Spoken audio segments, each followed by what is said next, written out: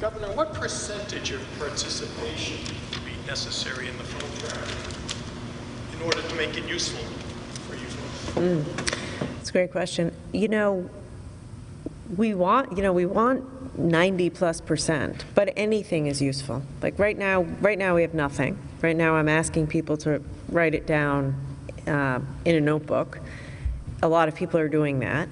So I think any amount is helpful, because the way it would work is, let's say, you as an individual, it'll help if you have enabled the location diary when you get that phone call. It's going to help us very quickly identify all the places you've been and the people you were in contact with. So that'll help you and those people. Now, it'll multiply. It's like a ripple effect after that. So it's the more people that are using it, the more people we can help. But even 5% of the population, it'll help us. Every little bit will help. Governor, on the app, you've got this ability to do the survey as well.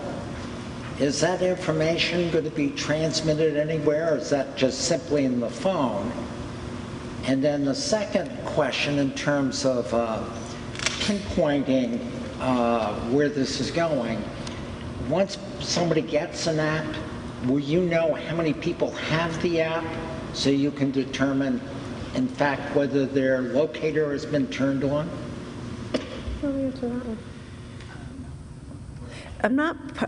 I think the answer to your second question is yes, but I need to get back to you on that.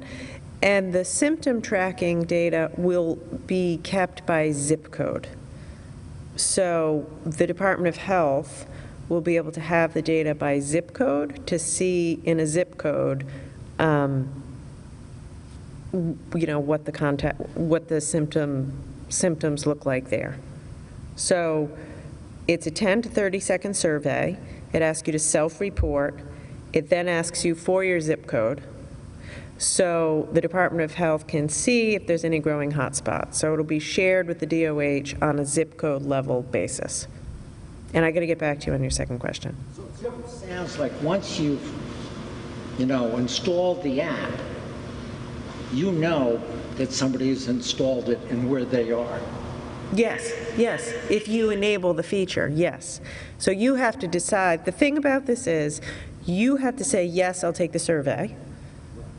Now, so you could say, no, I don't want anyone knowing my symptoms. Fine. And you have to enable the location diary. But yes, once that's turned on, then it stays on your phone, and then you could give permission for that data to be uploaded to us. So it's 2 steps. It's 2-step, exactly. First you have to sign in or accept it, say yes, and then you have to agree to share the data. So if you sign on and agree to share the data, then we know, then we know all the information.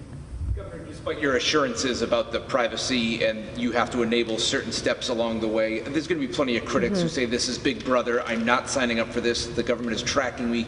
What do you say to those people? Do you have any hope to reach those people who are like, I'm not doing this?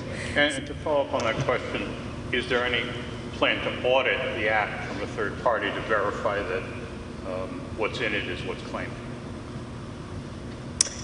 I'll get to you in a second, because but first your question. I know, I hear that. I hear it myself. Well, forget it, I'm not doing that. So listen, I can't force you to do it. I'm not going to try to force you to do it. It's completely your choice.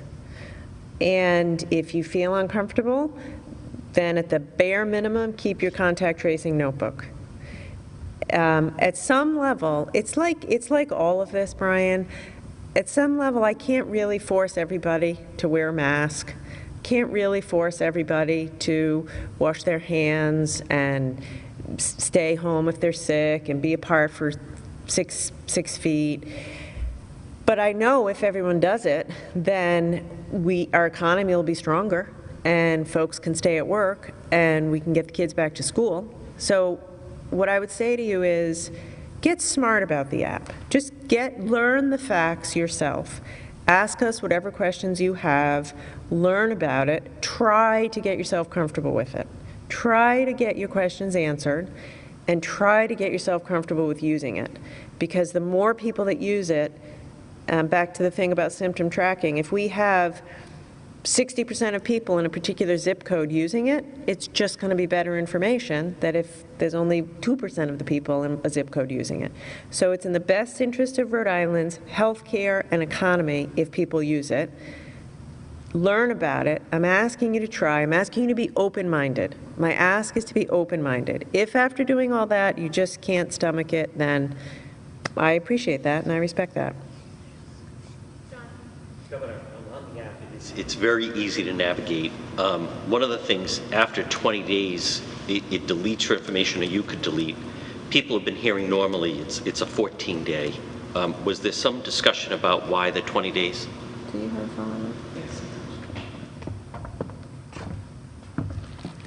Sometimes it's helpful to have that additional information in specific cases. If someone has been re-exposed, it may be extended over a time that's slightly beyond 14 days. So the 20 gives us a little bit of a grace period so that we can collect the additional information if it happens to be helpful in a specific scenario. Infosys, you're doing this in real time. Social media is saying, you know, this company's in India, all your information goes back to India. Not true. So, not true. The company is headquartered in India. They also have a sizable office in Rhode Island. The data stays on your phone. The data is on your phone. Infosys does not have access to the data. They will never have access to the data. There is no database of the data. It lives on your phone. Until the point where you get a call from the Department of Health and they say, hey, John, would you be willing to share your data with us? If you say yes, then the data goes to the Department of Health without your name. There is never a place that your data is held in a database with your name. So those are the facts. So that's to your question too. It's a two-step. It's designed as a two-step. So at every point, you have the choice. You decide. I suspect there'll be lots of people, this goes to Brian's question, who would say to the Department of Health, no, I'm not going to transfer my data, but I'll read it to you from my phone. And that's good too. It's not as good, but that's good too. Just from what I've seen, there's a lot of information on here. If someone is listening or watching and they say, hey, I have a service that I'd like to be added, who do they contact for something like that? Because I noticed there's food delivery. I mean, it's almost like an A to Z of everything you need to know. Yeah, thank you. So that's the plan. The point is it's an A to Z of everything you need to know in one place. It would depend. You could call Commerce, 521-HELP if you have a commerce thing. You could call the Department of Health if it's a health service. You could just go to the thing that I referenced, the health.ri.gov/crush-COVID. That's where we're seeking input on the app. So if you think something should be added, let me know. We'll try to add it. Kim and then Bill. Governor, it might be too soon for you to say, and I know some of this is also included in the different phases, but your executive order on domestic travel and quarantine, as well as no dine-in restaurant service, no close contact or entertainment businesses, is set to expire at the end of this week. Do you foresee extending all or part of that? Mm-hmm. So they expire Friday, and on Friday, I plan to address that. I hope to be in a position on Friday to address that and start to give some guidance about phase 2. Doctor, just a quick question for you on today's death toll. It's the highest single day number of deaths that we've seen. Can you tell us why it's so high and if some of these deaths occurred previously? Yes, about half of the deaths are from previous days leading up to this, and half are from within the last 24 hours. The demographics continue to be the same. It's really about being able to get the laboratory results that associate someone's unfortunate death with COVID-19 that then leads to them being added to the number. And can you just give us an update on nursing home and congregate care related deaths? Yes. Unfortunately, we have about 24 of the 26 unfortunate deaths that have happened were associated with an assisted living or a nursing home facility. We are continuing to update our long-term facility data online weekly on Wednesdays. And so as of last Wednesday, we had roughly 2,100 resident cases in these facilities and roughly 350 unfortunate deaths. So we're continuing to work aggressively and closely with our congregate care settings to respond to this pandemic. Is there any reason you might be seeing a new spike in those numbers where they kind of leveled off or evened out for a bit and have now gone back up? Yeah, there isn't anything new that's happened statewide or from an epidemiological standpoint. We do know that we're continuing to do the aggressive and proactive early warning system testing throughout our congregate settings and continuing to provide the PPE and support for residents and facilities as they go forward. It just continues to remain a very challenging mixture of a disease that directly impacts older and medically or physically frail individuals that have a higher risk of spread in a congregate setting. Doctor, given two questions actually on extrapolating data. Number one, with the app rollout, many of the most vulnerable or susceptible populations are probably, like this is just a guess, folks that don't use a smartphone regularly. We're seeing also situations where there's high numbers in places where more than English and Spanish are spoken commonly. How far away are we from having a contact tracing system that is all-encompassing, particularly in those populations that are most vulnerable? Secondly, tying that together with the data extrapolation, if healthcare worker X tests positive on day 1, then on day 7, that same healthcare worker again tests positive. Does that count as 2 positive tests in the grand total that we see on a daily basis? Great. So starting with the second question, we are only counting that individual once in terms of a positive test, unless, of course, the individual recovers completely, has a negative, and then is re-exposed. Then it may be a second, but as you described, day 1 and day 7, that would essentially be 1 test. So we are deliberately focused on making sure that our communities of color that are disproportionately impacted with COVID-19 continue to have the same access to the services, to the information that's needed as everyone, and even more because of the disproportionate impact. So this is the first version of the app. We will definitely look to, with subsequent versions, help to make sure that it has opportunities to be able to communicate with all communities. It's also why I shared the COVID-19 hotline, because we want to make sure whether you have internet access or whether you have a phone app, you still will have access to services. We also have multiple languages, definitely Spanish, available with the COVID-19 hotline, and are focused on continuing to provide translation services across the number of languages that I shared yesterday. With our continuous engagement with the community, we want the feedback to continue to hear what is needed to make sure, particularly the communities of color and the communities that are most impacted, have the direct access to the information and resources they need. Regarding the app, if someone allows the Department of Health to access their location, is that in real time? And if so, will the Department of Health use that data to pinpoint where people are gathering in large groups? Absolutely. If it is shared and we're able to then be able to do the contact tracing in the real time that we would need it, because that is the key.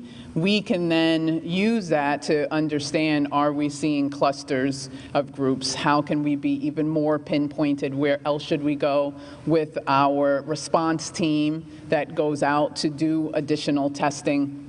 It's extremely valuable information, and the advantage that we have as Rhode Islanders with this Crush COVID-19 RI app is it allows us to respond quickly. That is the key to our effectiveness with COVID-19. As soon as we can understand someone has symptoms, as soon as we can get them safely isolated and reach out to their contacts and get them quarantining, the better we can be at stopping transmission from one person to another. And you can open the portal and see, oh, there's a huge group of people at India Point Park, for example. Can you see it in real time like that? We would more so do that on the individual level as we're collecting the information. It doesn't give us the group information through the app, but as we're talking to the individual and getting an understanding of where they were, a normal part of our outbreak response is to do the epidemiological detailed linkage of understanding, well, there have been 3 individuals now that have been associated with this particular location. Let's be pinpointed in our overall response and activate. Can the app be used to see if somebody's breaking a quarantine? Like, can you track somebody and realize they've been moving around when they're supposed to be at home? It is not at that level at this point. And we're hopeful that it's more so just going to be to help us with the contact tracing and help support individuals as they need it. Can I answer that? Sure. So this version 1 is not a real-time tracking tool. It stores the data on the phone. For example, I downloaded mine yesterday, and today, when you look on it, and it says, where have you been in the past 5 days? I've been at 2 places, my house and the office. So it shows you, this is where you were for an hour and a half, or more than 10 minutes. This is your address there, this is your address now. That is stored on the phone, stays on your phone until you allow the Department of Health access to it, and then you just hand over to the Department of Health the diary, that's why we call it My Location Diary, the diary of all the places you've been. That's what this is, version 1. Version 2, and the other point is you should still keep your contact tracing notebook for the people you've been with, because this is just the locations where you've been. Future versions may have the ability to ping off of one another's phone. So if you're in a place where both of the people have enabled the app, then it could say, Gina's been near Brian, but we're not there yet. That is not what this is. This is just a location diary. It's like a Google map. It'll give you a series of addresses where you've been in the course of a day, stored on your phone, and then if you choose to, if and when you get sick, you can turn over the diary log. Governor, how do you get the word out on this? I mean, should doctors, what I'm hoping well, I know you guys that, but you. I mean, people don't know what a yield sign is in our state. Should stores prompt it? Should people say, hey, Yes. have you turn your app on? No, thank you for saying that. Absolutely, yes. Yes, so today's the beginning. Today is day 1, and we're launching it, and in about a month, we'll have version 2. So every employer, I'm asking every employer to encourage their employees to download the app, not to force them, but to encourage them. I'm standing up here, and I devoted the whole time to it because I'm asking every Rhode Islander right now, if you're listening, take out your phone, take 5 seconds, and download the app. Then shoot it to all your friends and family. Send it out to everyone in your contact list. Like, absolutely. We're just about to reopen churches. Every priest, rabbi, imam should be asking their congregants, download this. Not forcing, but absolutely. The more people who download it, the better off we'll all be. Governor, the system monitoring data, that, however, is exchanged with the Department of Health every day, right? What do you mean by system monitoring? Your symptoms. So if you have a headache How often is today, that uploaded? Like, I'm not sure how often that's uploaded. Let me find out for you and come back to you. because ideally, don't you want someone to be telling you on a daily basis how they're feeling? That is happening. I'm sorry, yes. Every single day, you will be prompted to take a survey. Do you have a fever? Do you have symptoms? That, and the question I don't know the answer to is how frequently that is shared with the Department of Health, and that's what I have to get you information on. Because it's every day on your phone, and then uploaded on an anonymized basis, so the Department of Health can look at it by zip code, but I don't know how often the transfer occurs.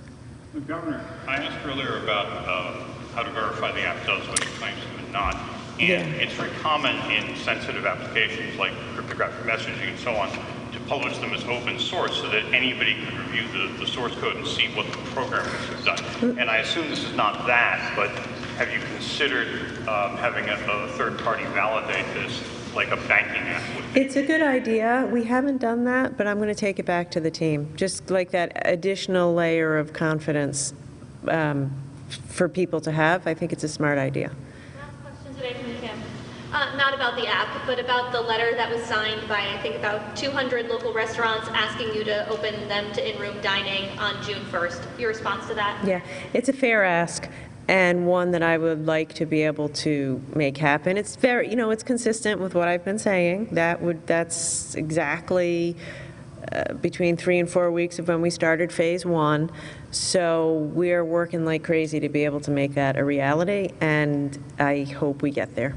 Would you be willing to offer hazard pay for servers or kitchen workers that are going back to work right out of the gate here right now, or June 1st if you do open restaurants for in-service dining? Yeah. It's not something that I'm considering. I have been assured as recently as yesterday that in the next round of federal stimulus, that sort of hazard pay is very much on the table. It is more, I would support it, by the way. I think it's a bigger issue for healthcare workers. Like, it's a much bigger issue. Look, the fact of the matter is, if you're sick, you shouldn't be going out to dinner. If you're sick, you shouldn't be leaving your house. And if you are going out, you should be, wearing your mask, washing your hand, and the whole thing. So I'm open to it if the federal government provides the finances. I am more focused on those sorts of bonuses for people who are in the healthcare industry, who are in daily and close contact with people who are sick. Sorry, I know yesterday you discouraged Rhode Islanders from hopping across the border to potentially get a haircut or go to church if Massachusetts opens faster. What would you say about people from Massachusetts or Connecticut coming to Rhode Island to eat outside or at Rhode Island restaurants if they open faster because they're not there yet? Would you discourage that? And visiting the beaches next week too? I think so, yes. I mean, they should follow whatever rules Governor Baker has set out for Massachusetts. And so number one, I'm encouraging everybody to follow the rules. And number two, in this phase 1, until on or about June 1st, yes, you should be sticking close to home and not crossing state lines for recreational purposes. If you're coming here to work, that's a different story. But hopefully, when we get to phase 2, which will be hopefully right around the June 1st timeline, we can look at relaxing that.